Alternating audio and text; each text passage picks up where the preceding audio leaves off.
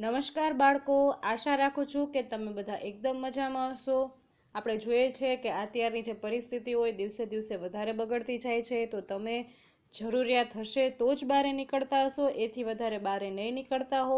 અને જો નીકળતા હશો અને માસ્ક અને સેનેટાઈઝર સાથે લઈને નીકળતા હશો, તો આ પરિસ્થિતિ સામે આપણે હારી નથી જવાનું, આપણું કામ ચાલુ રાખી અને લડવાનું છે।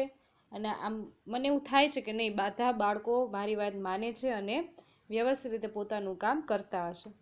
તો આજે ધોરણ 7 વિષય હિન્દી પાઠ છે આપણો 8 દોહા અષ્ટક। આજે આપણે એનું સ્વાધ્યાય કરવાના છીએ। આની પહેલાના લેક્ચરમાં આપણે એ પાઠ આખો વ્યવસ્થિત સમજી લીધો હતો। હવે આજે આપણે એનું પાકા ચોપડામાં સ્વાધ્યાય કરવાના છે। બાળકો, આ પાઠનું સ્વાધ્યાય બહુ મોટું છે, માટે આજે મેં એને 2 ભાગમાં વેચી નાખ્યું છે। આજે હું પહેલો પાઠ કરાવીશ, આના પછીના લેક્ચરમાં એ જ સ્વાધ્યાયનો બીજો પાઠ કરાવીશ। ટીચર છે તમારા ખુશાલી જોશી। તો જોઈએ સ્વાધ્યાય પાઠ 8 નું દોહા અષ્ટક।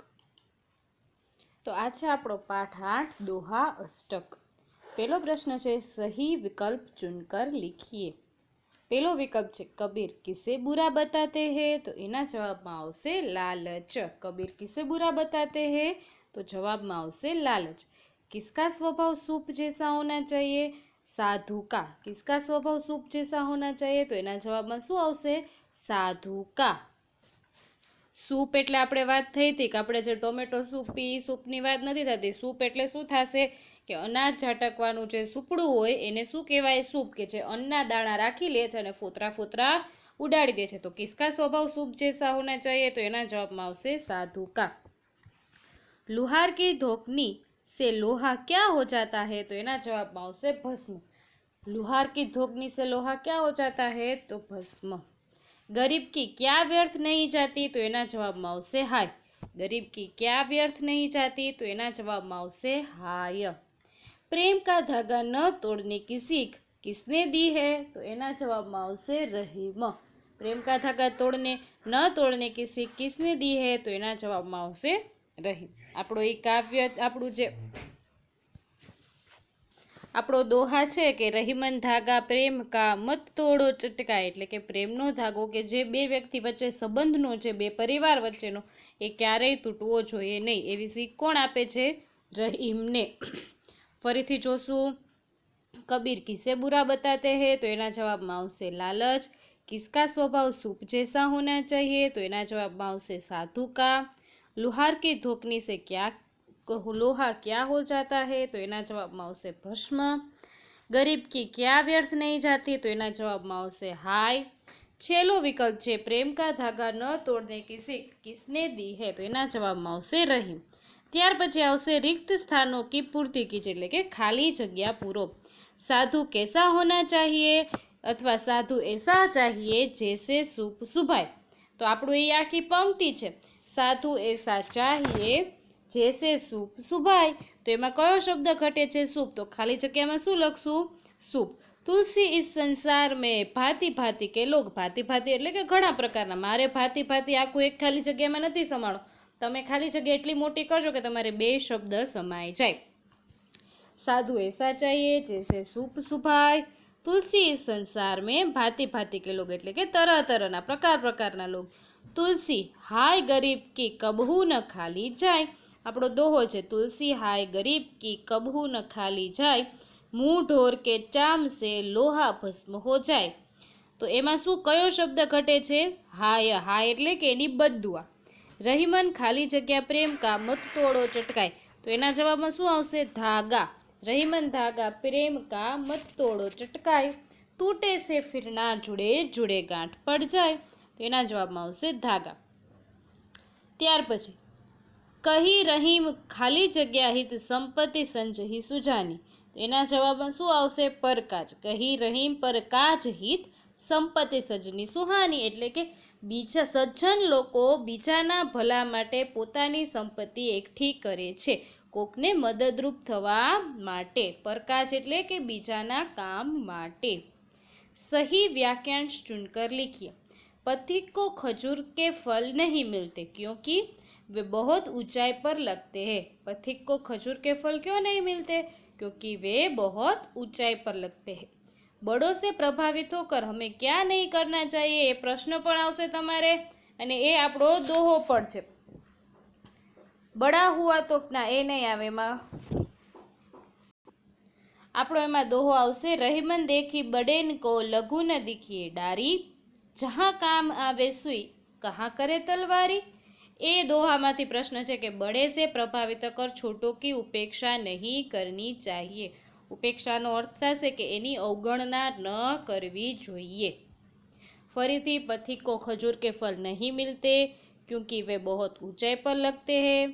छोटों से प्रभावित बड़ों से प्रभावित होकर छोटों की उपेक्षा नहीं करनी चाहिए। ત્યાર પછી एक एक वाक्य में उत्तर दीजिए। बड़ा होने पर भी कबीर खजूर के पेड़ को महत्व क्यों नहीं देते।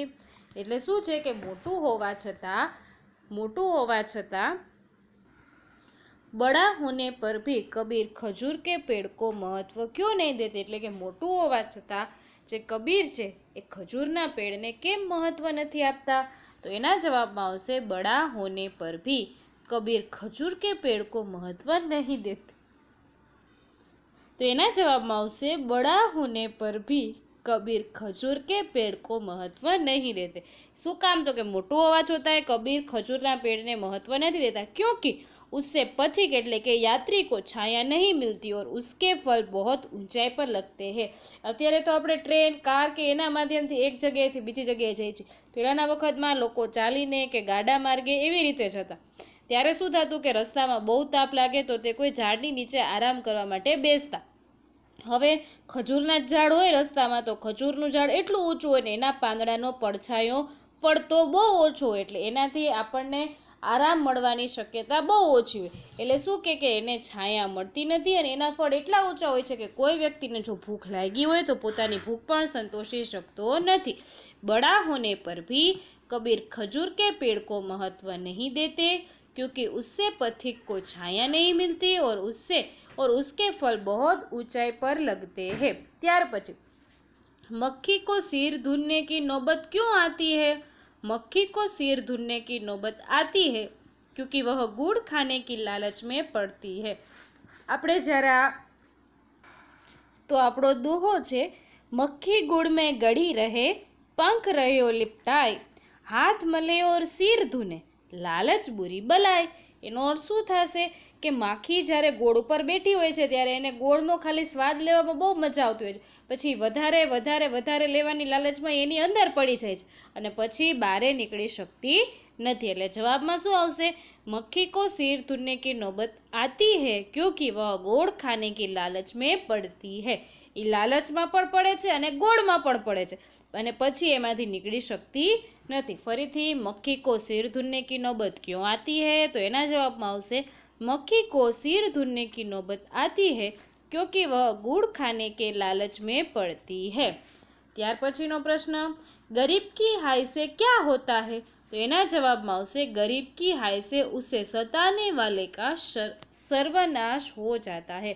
गरीब એટલે મેં તમને જ્યારે આ દોહો સમજાવ્યો ત્યારે જ મેં કીધું હતું કે તુલસી હાય ગરીબ की कभू न खाली जाए मुंह ढोर से चाम करे लोहा भस्म हो जाए। એટલે ગરીબ એટલે આપણી પાસે જે પૈસા માંગતા હોય એ જ ગરીબ કહેવાય એવું જરૂરી નથી। તમે જો તો એના હાથ પગ હાલતા હોય તો એ લોકો ભીખ જ માંગતા હોય કારણ કે એ લોકોને આદત પડી ગઈ હોય।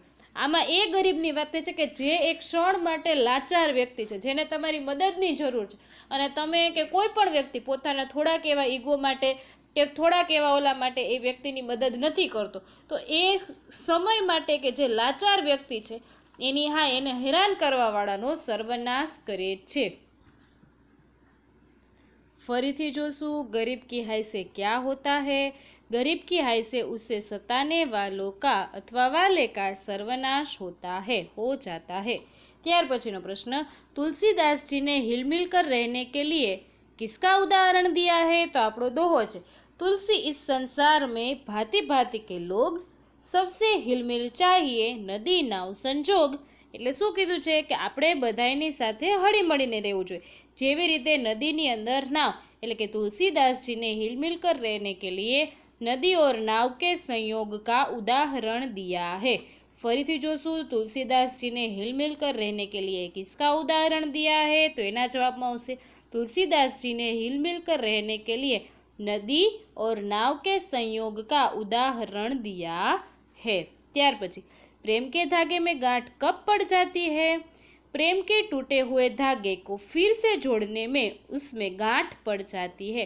શું છે પ્રશ્ન કે પ્રેમના એટલે કે કોઈ પણ વ્યક્તિ વચ્ચેના સંબંધના છે જે સમયગાળો છે, જે એક દોરો છે, એમાં કેમ ગાંઠ પડી જાય છે કે આપણને ખબર છે કે ફિરકીમાં પતંગ કપાય છે પછી બાકી વધેલો દોરો એની મેળે જેવો હોય એવો જોડાતો નથી, આપણે એમાં ગાંઠ જ વાળવી પડે છે। તો પ્રેમ के टूटे हुए धागे को फिर से जोड़ने में उसमें गांठ पड़ जाती है। ત્યાર પછીનો છેલ્લો પ્રશ્ન, बड़ों को देखकर क्या नहीं करना चाहिए? बड़ों को देखकर छोटों की उपेक्षा नहीं करनी चाहिए। बड़ो એટલે કે આમાં ઉંમરમાં ઘરમાં સૌથી મોટો બાળક હોય ને સૌથી નાનો બાળક હોય એમ વાત નથી થતી। બહુ ઊંચી પદવી ઉપર કોઈ વ્યક્તિ હોય એની એટલી ચાપલૂસી કે એટલી આવભગત ન કરવી જોઈએ કે જેનાથી તમે નાનાને ધુતકારો। बड़ों को देखकर छोटों की उपेक्षा नहीं करनी चाहिए। તો આજનું તમારું હોમવર્ક છે, હજી આ સ્વાધ્યાય બાકી છે, આ સ્વાધ્યાય મોટું છે માટે મેં એને 2 ભાગમાં વિભાજિત કરેલું છે। આના પછીનો ભાગ આના પછીના લેક્ચરમાં કરાવીશ। તો આટલું કરેલું સ્વાધ્યાય સારા અક્ષરે તમારે પાકા ચોપડામાં લખવાનું છે।